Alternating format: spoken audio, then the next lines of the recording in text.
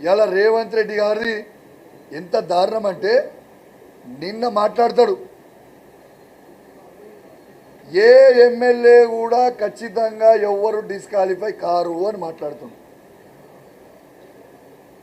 రేవంత్ రెడ్డి గారి మీద ఖచ్చితంగా ఏప్రిల్ 2వ తారీఖున నేనే పిటిషనర్ని, నాతో పాటు ఇంకో దాంట్లో కేటీఆర్ గారు, నేను వివేకానంద గారు, ఒక దాంట్లో ఇంకో దాంట్లో కేటీఆర్ గారు, ఇతర శాసనసభ్యులు మా పార్టీలో ఉన్న వాళ్ళు పిటిషన్ ఫైల్ చేసినాం.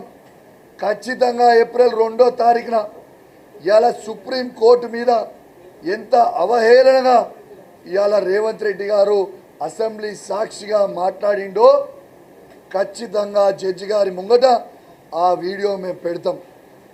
చట్టసభ బుక్లలో క్లియర్గా ఉంది.